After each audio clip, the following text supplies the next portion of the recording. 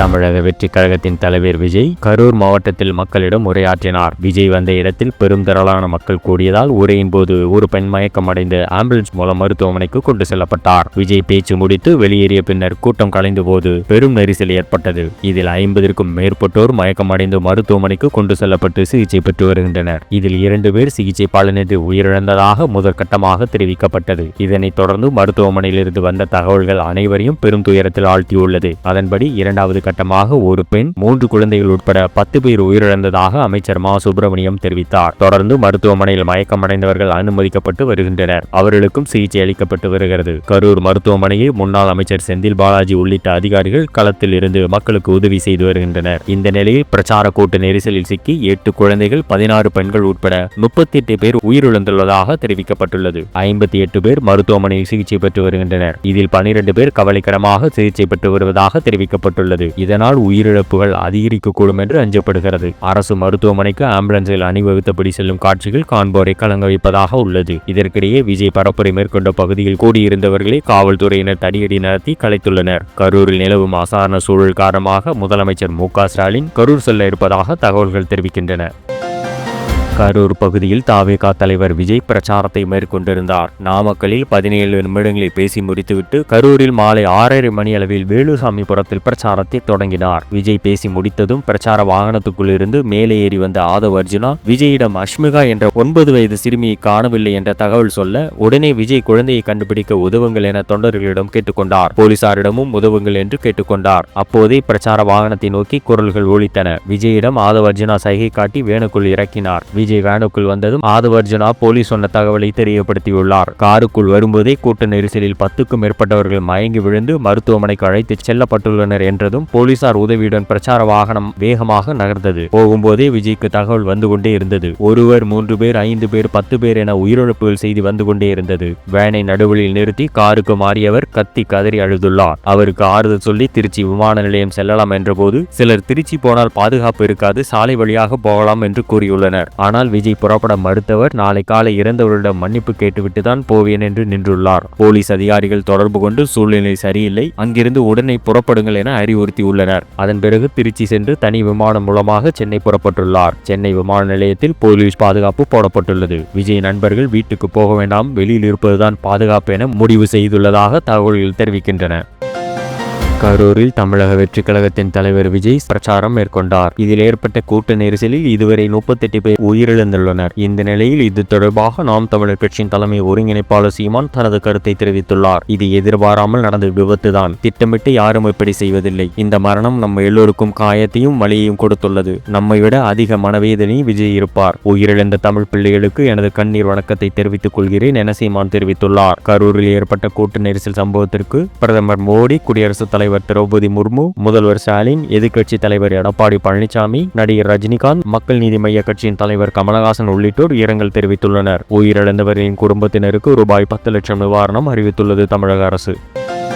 கரூர் தாவேகா பிரச்சார கூட்டத்தில் சிக்கி 38 பேர் உயிரிழந்திருக்கும் நிலையில் இதயம் நொறுங்கி போயிருக்கிறேன் என்று விஜய் வருத்தம் தெரிவித்திருக்கிறார். இது குறித்து அவர் தனது எக்ஸ் பக்கத்தில் வெளியிட்டுள்ள பதிவில், இதயம் நொறுங்கி போயிருக்கிறேன், தாங்க முடியாத வார்த்தைகளால் சொல்ல முடியாத வேதனையிலும் துயரத்திலும் உழன்று கொண்டிருக்கிறேன். கரூரில் உயிரிழந்த எனதருமை சகோதர சகோதரிகளின் குடும்பங்களுக்கு என் ஆழ்ந்த அனுதாபங்களையும் இரங்கலையும் தெரிவித்துக் கொள்கிறேன். மருத்துவமனையில் சிகிச்சை பெறுவோர் விரைவில் குணமடைய பிரார்த்திக்கிறேன் என்று குறிப்பிட்டுள்ளார். கரூரில் பலர் இறந்த செய்தி விஜயின் இதயத்தை சுக்குநராக உடைத்திருக்கிறது என்று தாவேகா வக்கீல் தெரிவித்துள்ளார். சென்னை நீலாங்கரையில் தமிழக வெற்றி கழகத்தின் வக்கீல் அறிவழகன் பேட்டியளித்தார். அப்போது அவர் கூறியதாவது, கரூரில் நடந்த தேர்தல் பரப்புரையின் போது ஏற்பட்ட குளறுபடியால் சுமார் 30க்கும் மேற்பட்டோர் உயிரிழந்தனர் என்ற செய்தி தலைவர் விஜயின் இதயத்தை சுக்குநராக உடைத்திருக்கிறது. விஜய் தமிழ்நாட்டு மக்களை நேசிக்கக்கூடியவர். இந்த கோரமான சம்பவம் அவர் மனதை பலமாக பாதித்திருக்கிறது. விஜய் இந்த துயரத்திலிருந்து மீண்டு வர வேண்டும். அடுத்த வாரம் பரப்புரை கொள்வது குறித்து நிர்வாகிகளோடு கலந்து ஆலோசித்து விஜய் தெரிவிப்பார். காவல்துறையின் நிபந்தனைகளை தாவேகா பின்பற்றி இருக்கிறது, ஒரு நிபந்தனை கூட மீறவில்லை. இவ்வாறு அவர் தெரிவித்தார்.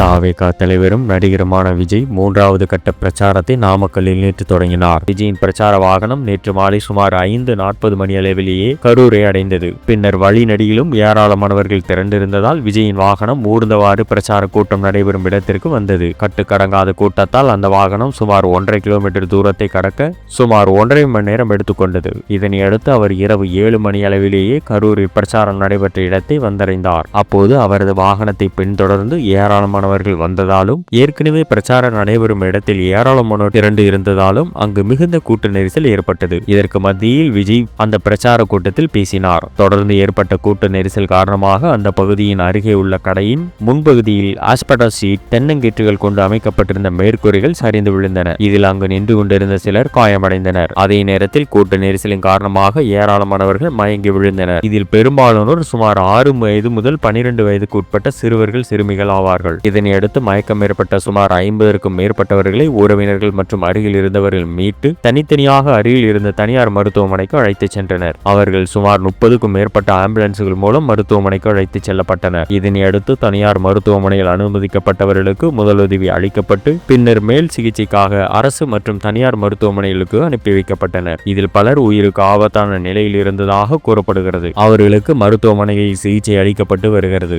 இதற்கிடையே மருத்துவமனையில் அனுமதிக்கப்பட்டவர்கள் 8 குழந்தைகள் 16 பெண்கள் உட்பட 36 பேர் உயிரிழந்துள்ளதாக அறிவிக்கப்பட்டது.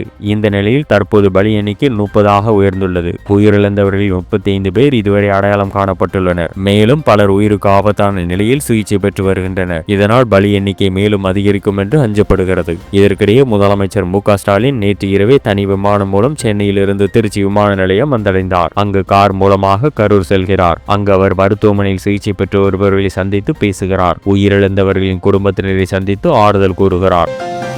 கரூரில் வேலுசாமிபுரம் பகுதியில் தாவேகா தலைவர் விஜய் நேற்று பிரச்சாரம் செய்தார். விஜய் பேசி முடித்து புறப்பட்ட பின்னர் கூட்டம் கலைந்து செல்லும் போது கூட்ட நெரிசல் ஏற்பட்டது. இந்த கூட்ட நெரிசலில் சிக்கி 10 குழந்தைகள் 17 பெண்கள் உட்பட 39 பேர் உயிரிழந்துள்ளனர். இந்த சம்பவம் பெரும் சோகத்தை ஏற்படுத்தியுள்ளது. இந்த நிலையில் கரூர் விஜய் பரப்புரையில் நெரிசலில் சிக்கி உயிரிழந்த 39 பேரில் 35 பேரின் உடல்கள் அடையாளம் காணப்பட்டுள்ளன. இதில் கரூர் மாவட்டத்தைச் சேர்ந்தவர்கள் 28 பேர், ஈரோடு, திருப்பூர், திண்டுக்கல் மாவட்டத்தைச் சேர்ந்தவர்கள் தலா 2 பேர், சேலம் மாவட்டத்தைச் சேர்ந்த ஒருவர் அடையாளம் காணப்பட்டுள்ளனர். மீதமுள்ள 4 பேரின் உடல்களை அடையாளம் காணும் முயற்சிகள் மேற்கொள்ளப்பட்டு வருகின்றன. தற்போது கரூர் அரசு மருத்துவக் கல்லூரி மருத்துவமனையில் 50 பேரும், கரூரில் உள்ள தனியார் மருத்துவமனைகளில் 61 பேரும் என மொத்தம் 111 பேர் தொடர் சிகிச்சையில் உள்ளதாக தகவல் வெளியாகியுள்ளது. இதில் 17 பேர் தீவிர சிகிச்சை பிரிவில் அனுமதிக்கப்பட்டு அவர்களுக்கு சிகிச்சை அளிக்கப்பட்டு வருகிறது.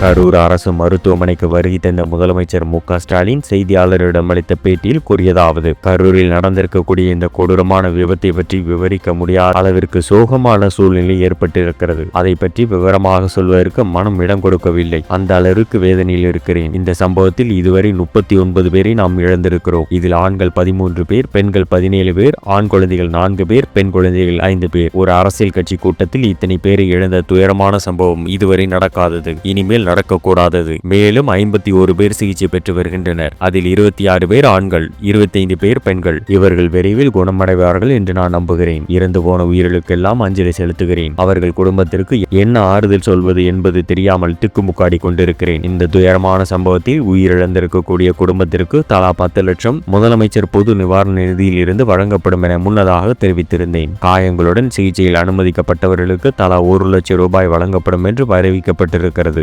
மேலும் ஓய்வு பெற்ற நீதிபதி அருணா ஜெகதீசன் தலைமையில் விசாரணை ஆணையம் அமைக்கப்பட்டுள்ளது. இன்று காலை 9 மணி விமானத்துக்கு தான் முதலில் பயணச்சீட்டு முன்பதிவு செய்தேன். ஆனால் இந்த கொடூரமான காட்சிகளை பார்த்தபோது மனசாட்சி கேட்கவில்லை. உடனடியாக நள்ளிரவு 1 மணி அளவில் விமானத்தை பிடித்து வந்துள்ளேன் என தெரிவித்தார். விஜய் கைது செய்யப்படுவாரா என்ற கேள்விக்கு அரசியல் நோக்கத்தோடு எதுவும் கூற விரும்பவில்லை. ஆணையத்தின் விசாரணையின் அடிப்படையில் உரிய நடவடிக்கை எடுக்கப்படும் என்று முதல்வர் பதிலளித்தார்.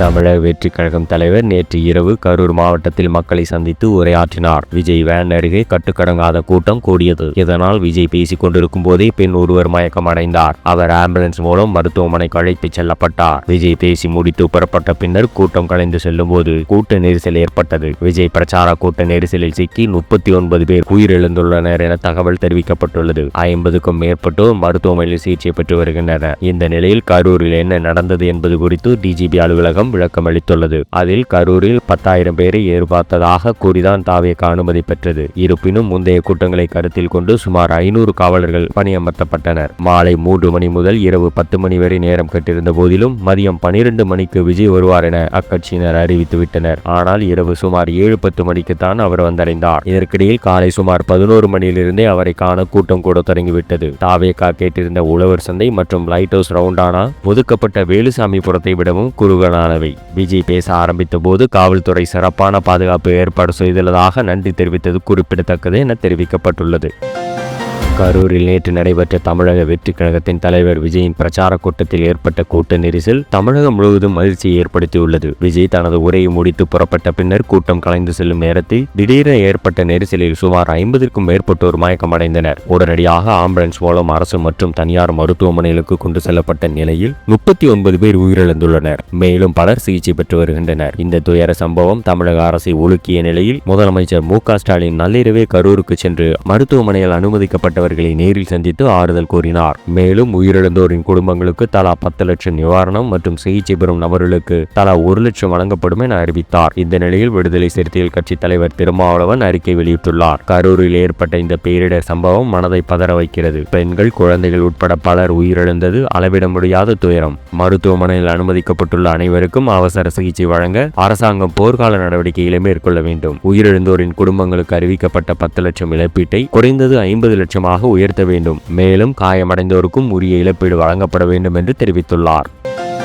கரூரில் தாவேகா தலைவர் விஜய் நேற்று பிரச்சாரம் மேற்கொண்டார். விஜய் பேசி முடித்து புறப்பட்ட பின்னர் கூட்டம் கலைந்து செல்லும் போது கூட்ட நெரிசல் ஏற்பட்டது. இதில் 50க்கும் மேற்பட்டோர் மயக்கமடைந்தனர். அவர்கள் உடனடியாக ஆம்புலன்ஸ் மூலம் மருத்துவமனைக்கு கொண்டு செல்லப்பட்டனர். இந்த கூட்ட நெரிசல் சம்பவத்தில் 39 பேர் உயிரிழந்துள்ளனர். மேலும் பலர் அரசு மற்றும் தனியார் மருத்துவமனையில் சிகிச்சை பெற்று வருகின்றனர். கரூரில் நிகழ்ந்த இந்த துயர சம்பவம் தமிழகத்தை உலுக்கியுள்ளது. இந்த நிலையில் கரூர் கூட்ட நெரிசலில் 39 பேர் உயிரிழந்த விவகாரத்தில் சென்னை ஐகோர்ட் நீதிபதி தண்டபாணியின் இல்லத்திற்கு சென்று தாவேகா முறையீடு செய்துள்ளனர். இந்த சம்பவம் தொடர்பாக சிபிஐ அல்லது சிறப்பு புலனாய்வு குழு விசாரணை செய்ய உத்தரவிட கோரிக்கை வைத்தனர். மேலும் கூட்டத்தில் கற்கள் வீசப்பட்டன எனவும் திட்டமிட்டு சதி நடந்துள்ளது எனவும் தாவேகா சார்பில் புகார் அளிக்கப்பட்டுள்ளது. நாளை பிற்பகல் ஐகோர்ட் மதுரை கிளையில் மனு விசாரணைக்கு எடுத்துக் கொள்ளப்படும் என நீதிபதி தெரிவித்துள்ளார்.